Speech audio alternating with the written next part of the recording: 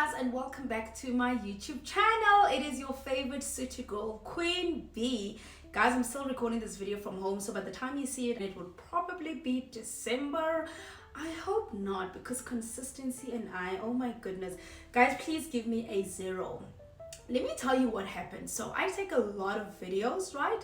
Then I put them into different albums. I have a schedule of when I'm gonna post this video, that video, and then life just happens. So I've realized that I've been spending so much time on my phone of late, and so I've decided that I'm gonna take videos, then I'm gonna live, and then I'll make time to edit them, and then I'm gonna make time to post them. So when I don't post videos, guys, please know that I am living the most fabulous life ever, and I will come back to posting. So I hope you're gonna see this video before Christmas.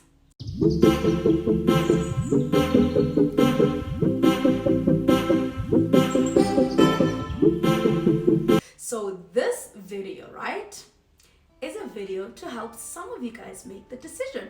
I've been asked this question quite a few times. Queen B, where should I go? Should I go for Epik or should I go for Hogwon? And my answer is always the same. I don't know, my darling. I don't know what you're looking for out of the South Korean experience. I don't know what you're looking for in a workplace. I don't know what kind of benefits you are looking for. So this video is for all of you guys who are finding it difficult to decide. Are you guys ready? Let's go for it. The first thing I'm going to say is go for Epik. Okay, Epik needs to just choose me to be their brand ambassador, because I don't know of anyone who speaks so highly of Epik. I mean, I've put them on a pedestal. Epik, you owe me, you know, triple my salary or something in my dreams. Anyway, so in this video, I want to talk about the differences between working at Epik and working for a Hogwon. We're going to cover the application process. I will tell you about the different benefits that you get from both of them. And obviously, we'll talk about the not so good side of both of them. Let's start off with Epik. What is Epik? It is a government program.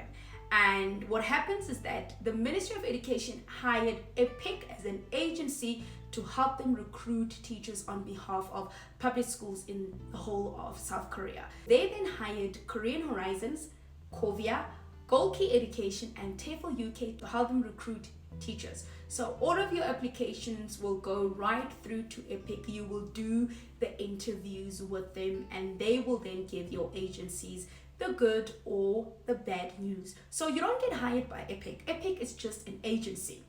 They are actually the link between you and your Office of Education. Once you get handed over to your Office of Education, Epik waves goodbye to you, and you will probably see them never again. The application process for Epik is quite lengthy, and I know a lot of people like to complain about it.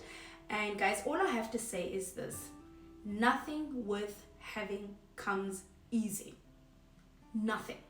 So if you don't want to put in the hard work to do the application, to collect all of your documents, then perhaps you don't want all the amazing benefits that come with working for Epik. And you know what, guys? That's that. You really don't have to do it. The application process is not actually lengthy. The reason why the application process for Epik becomes lengthy is simply because of our government departments. I mean, doing a PCC nowadays takes you about, what, 4 to 6 weeks, where last year it had taken me 2 months just to get a PCC.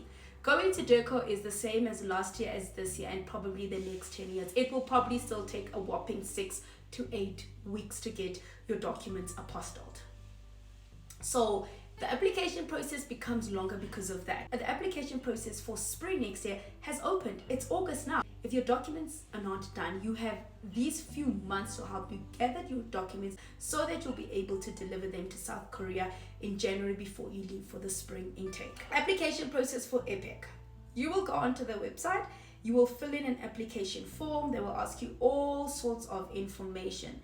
Then you will be required to submit a lesson plan. Guys, do not feel discouraged because you don't know what lesson plans are about. That is why there is something called Google. Google examples of lesson plans. Go back to the lesson plan on your application form. Look at what it is that they're looking for. Read through the lesson plan thoroughly. Make it your own. Choose a different topic and put it in. Lesson plans are actually so easy, especially Epik's lesson plans. Guys, that is basically writing down your steps on how you're going to do the lesson. It's as easy as I will divide the students into 6 groups.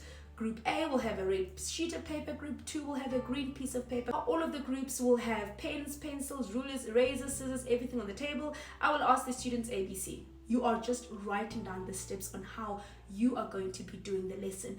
Then you close it off with a conclusion. All you have to say is, you did so well. Tomorrow we're going to be learning about fruits and vegetables. Go home, ask your parents what their favorite fruits or vegetables are. It's simple. Once you read through a few of them thoroughly, you actually understand that they're pretty simple. After that, you'll be required to answer a few questions. Why do you want to teach? Why South Korea? They'll ask you about cultural differences. They'll ask you about your teaching philosophy. And once that application is done, you will then attach the following documents. 2 recommendation letters. They have a list on their website of where these recommendation letters could come from. They could be from your previous employer. They could be from varsity as well.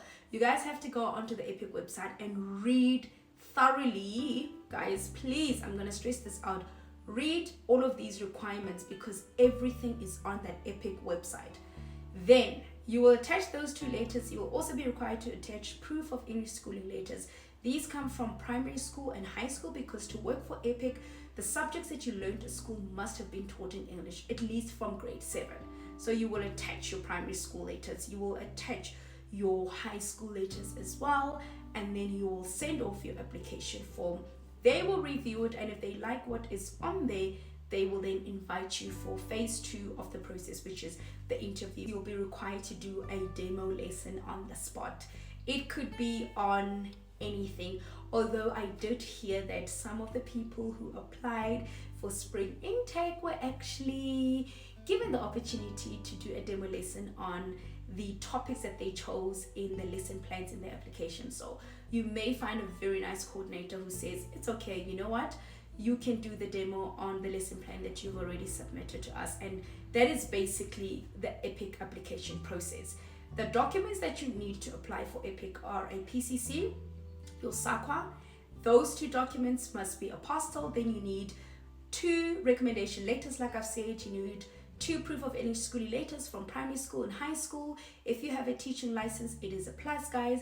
It may get you a higher salary.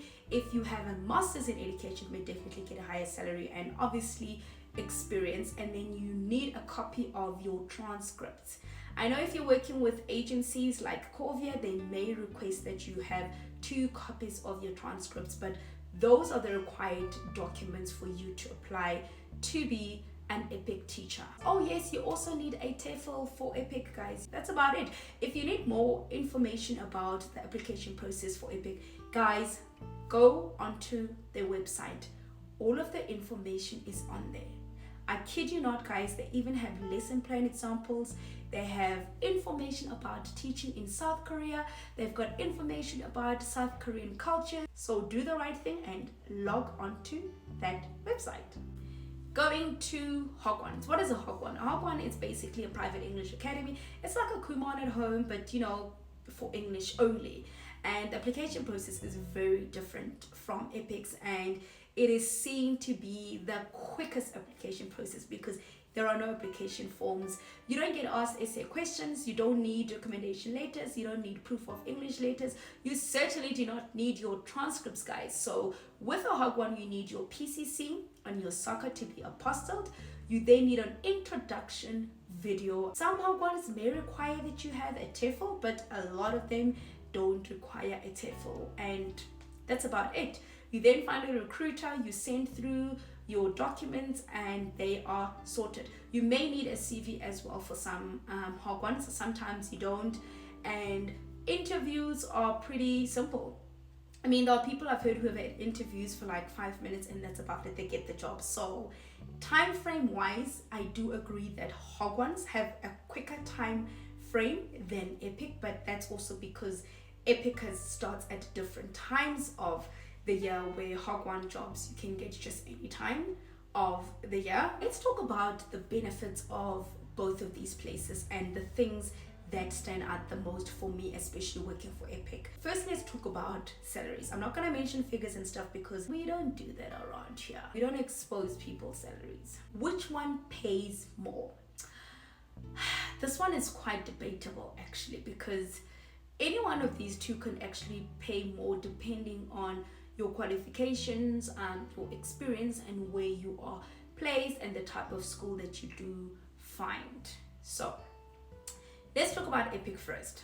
I know for a fact with Epik, if you are placed in a rural location, you will most likely be earning way more than anyone who's placed in a city, because rural locations have rural allowances. So you will get paid more money because you live in a rural place.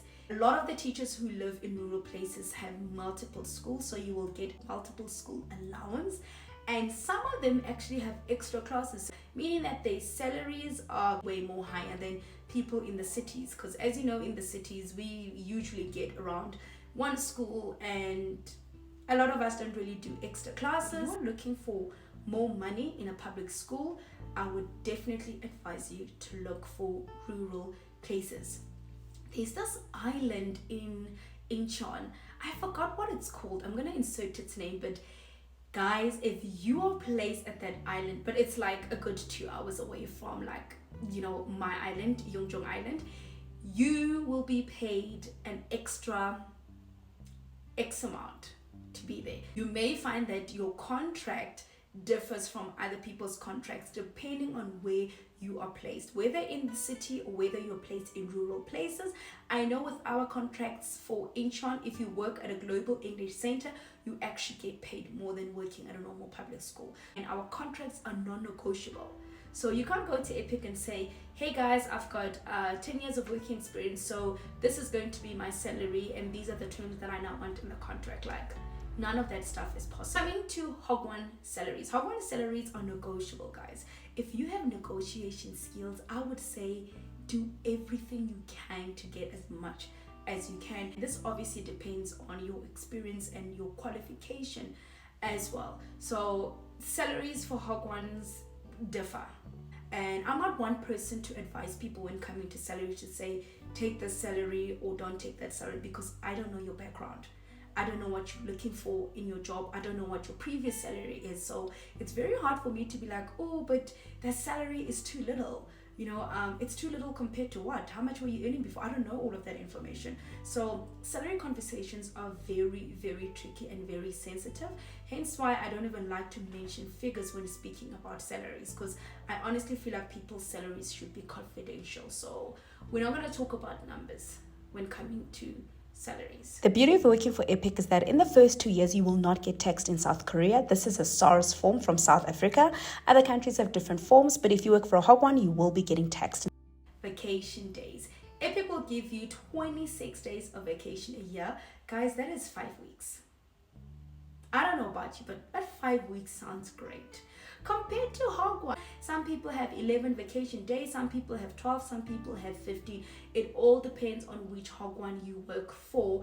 And the other thing with Hogwon vacations that can be a little bit annoying depending on your school is that sometimes you are not allowed to take your vacation days in one go, or you are not allowed to take vacation just after public holiday or before public holiday.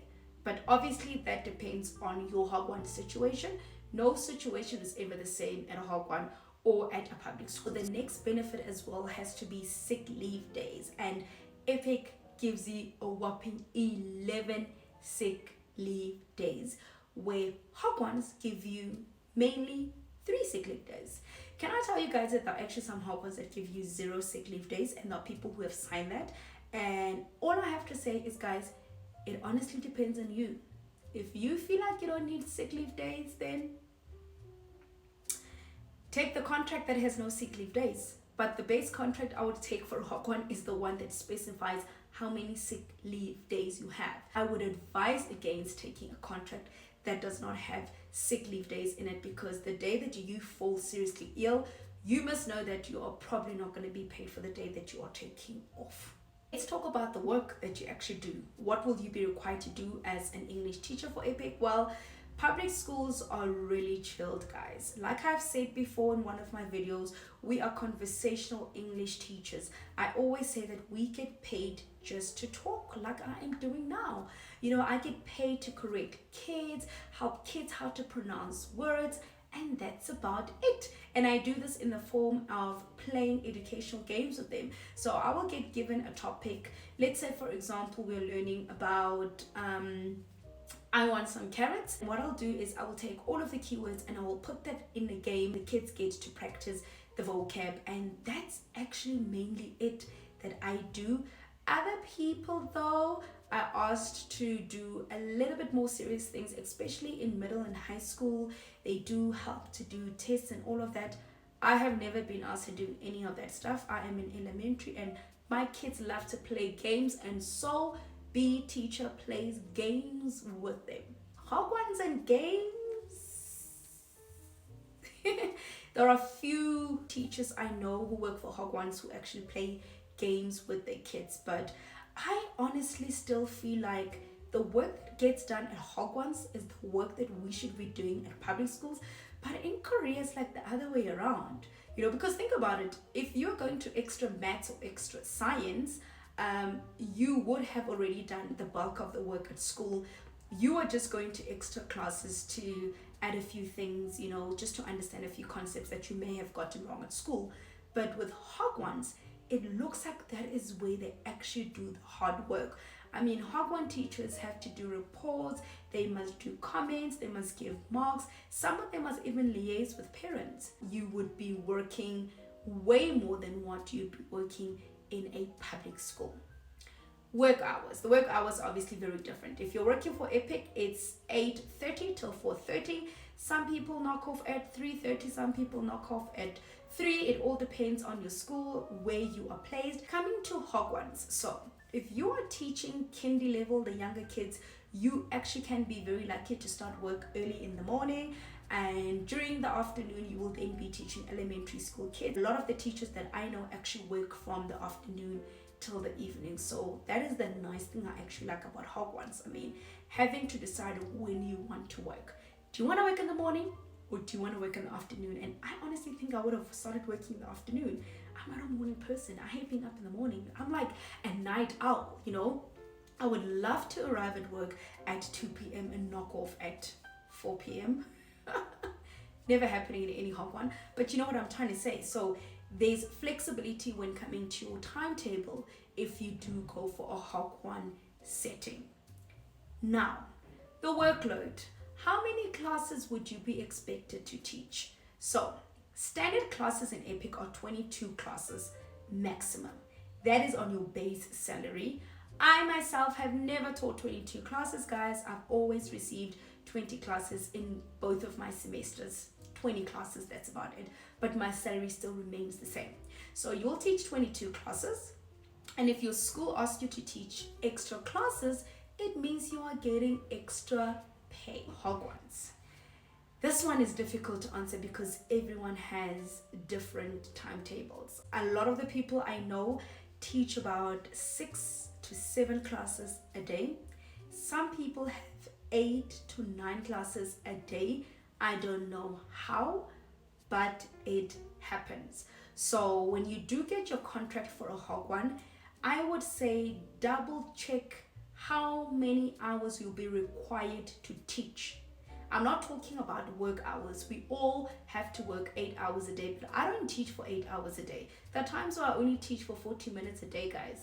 So just find out how many hours of actual teaching are you going to be doing, just to gauge more or less how many classes you'll be teaching a day, because about 8 classes a day is a lot, but some people do it.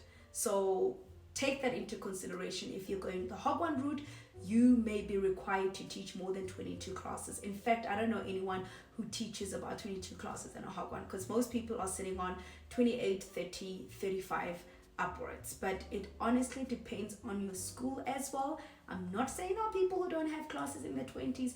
There definitely are, but the people I know have classes in the higher 20s, bordering onto your 30s and so on. And I think those are the differences between the two. You guys have heard about the pay, the vacation, the workload. So I think this may be able to help you guys make a decision for yourselves. And if I had to choose again between Hogwon and Epik, I will always choose Epik. But anyway, let's talk about the not so good side of both Epik and Hogwon. What don't I like about Epik, seeing that I'm an Epik teacher? The desk warming period. What is desk warming? So, our schools actually close for a very long time. Winter vacation, depending on where you are placed in South Korea and how your school operates and what their timetable is like, winter vacation could be from January all the way up to March. So you've got 2 months off, but in those 2 months, remember, you need to factor in your English camp. And English camp in my school is 2 weeks for winter vacation and 2 weeks for summer vacation. And then there's now a 1 week reading camp that they have just added, meaning that camp is now 3 weeks in summer, 3 weeks in winter. Anyway, so you take your 3 weeks to do the winter and summer programs, and then guess what happens? If you've got 26 days, I would actually say 25, because the 1 day you want to use for emergencies, in case you need to go to the bank to do admin or cell phone companies, whatever it is. What I would do is I would split them 12, 13 days. That means you have done your 3 weeks of camp. The remainder of the weeks will be split between your vacation and desk warming time. Desk warming period means you come to school and you basically do nothing and you warm your desk up. But if you are a smart Epik teacher, you'll actually be planning in advance. That for me, guys, has been a lifesaver. Let me tell you, from the first semester when I arrived, I used my desk warming period time to plan for the second semester, and it helped me so much, because in the second semester I was basically planning like twice a week for like 2 weeks in advance, because I had done a lot of the prep work during winter vacation. So desk warming time is time for you to actually plan in advance. If you cannot plan in advance, it's okay. Do other things, read a book, study. There are people who are actually studying while they are working at the same time. Work on other things, Guys, there are so many things you can do during desk warming time. I used to complain about desk warming time because waking up in the morning, especially in winter, is not fun. Okay, waking up in the morning for me is not fun. Whether it's in winter or summer, let me not lie. I just don't like waking up in the morning. But once I've arrived at school, guys, I have the best time ever. I put on my music, I sing, I plan, and before you know it, guess what? 4:30 has arrived. So desk warming does not have to be horrible. Some people watch movies if they like as well. People get busy, they do whatever they like. And desk warming does not only apply to us as foreigners, by the way. Desk warming actually also applies to other Korean teachers, because there are different contracts that teachers in South Korea have. So you could find out that you are not desk warming by yourself. I've never had to desk warm by myself at my school. Do Hogwons close? And the answer is no. You will work every single day. The only time you'll be off is during public holidays and when you have to take your vacation. You basically just go to work, because when schools are closed, these kids then have to go to Hogwons, so you're constantly working. Remember, guys, Hogwons are businesses. They open all the time. Some of them also open on weekends, but the bulk of them that I do know open during weekdays only. The other thing that I don't like about Epik for me is, I'm trying to think really hard now. I've actually not had a negative experience with Epik. I think I've just had it good. I got everything I wanted in Epik. I don't want to lie. Location, school, co-teachers, students. I've just had it all, to be honest with you. The one thing that can make your Epik experience horrible, I've said this before, guys, is definitely your co-teacher or co-teachers. These people can either make or break your Epik experience. I've said this before and I will say it again.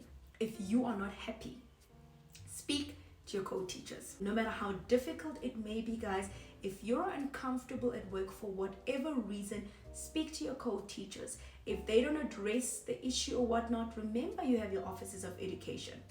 Speak to your coordinator, to your office of education. Let them know, listen, this is the problem that I have and this is what is now happening, but You are not to work in any place that's going to make you feel uncomfortable.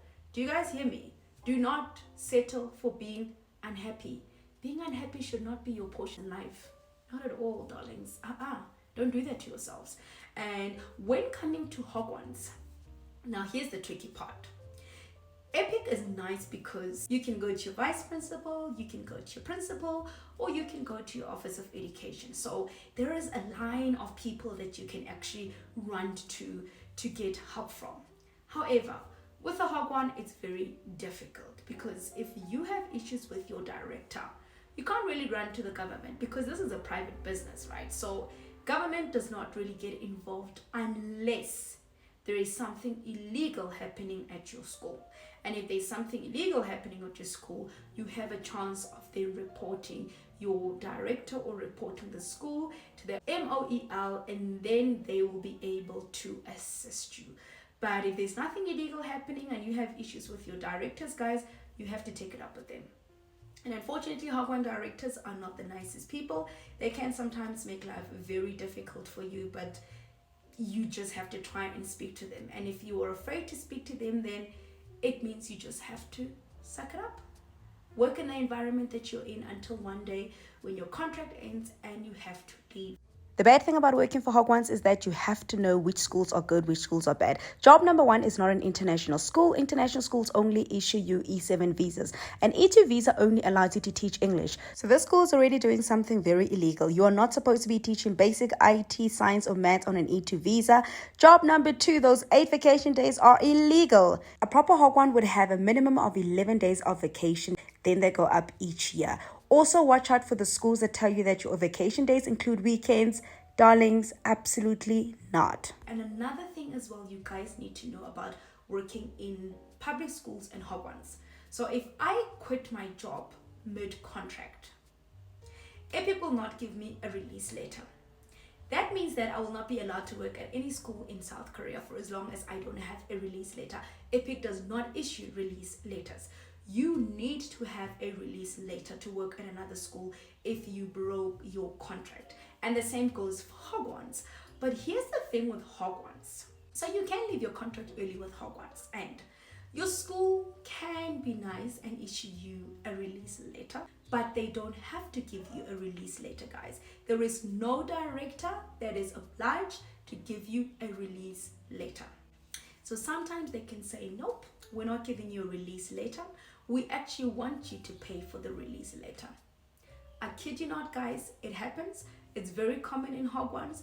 There are Hogwon directors who will refuse to give you release letters, and then you will have to pay for them, or you will have to beg until they agree to give you the release letter, because without a release letter, you are not working at any school.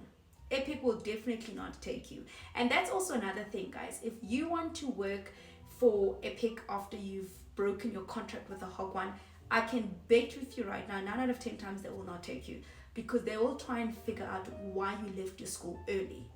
That already gives them a bad impression of you, that okay, you've left your Hogwon early, it means you're going to leave one of our public schools early, so now we don't really want to hire you. So you must be very careful about that as well.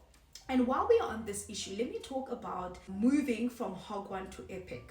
For those people who are with Hogwons, first let me address the people who don't have proof of English schooling letters. Can you work at Epik? Yes, you actually still can, but you will have to work for a good 2 to 3 years at a Hogwon before you can apply for Epik. Then you can get your proof of teaching letters from Hogwons to say you've worked there. I've heard of people doing this and Epik has accepted them. So that is the long way of you getting there. And that's only for people who don't have proof of English schooling letters. If you have proof of English schooling letters and you would love to move from your Hogwon to Epik, you absolutely can. Your process just becomes a little bit easier because you're not going to need a new PCC and your SACA. You can get copies of those from immigration, but all of your other documents remain the same. You will still need to fill in the application form. Yes, you have to do the lesson plan and the essays. You also still need to have 2 recommendation letters. You need your proof of English schooling letters, and you still need to submit your transcripts. So just because you have made it into Korea, it does not mean that Epik is not going to request that information. Epik definitely still wants that information. So you can move from Epik to Hogwon or from Hogwon to Epik. After this video, I do have a Seoul video. I did so many things in Seoul and I'm still not finished exploring Seoul because Seoul is freaking huge, but I'm gonna share that video to give you guys ideas in case you may want to explore Seoul one day. And after that Seoul video, I hope I'm not going to be changing my videos because I always change the order of my videos. After that video, we'll do another sit down video, and I think we would have gotten to 1,000 subscribers. Is that the video where we do the giveaway or what? I don't know. All you have to do is stay tuned, subscribe, comment, share, and I hope you guys are having an amazing experience. And to everyone else who's applying for spring intake, please polish up those lesson plans, those essay questions, get your documents ready and prepare to be part of this amazing experience. And good luck to all of you guys. Sarangye!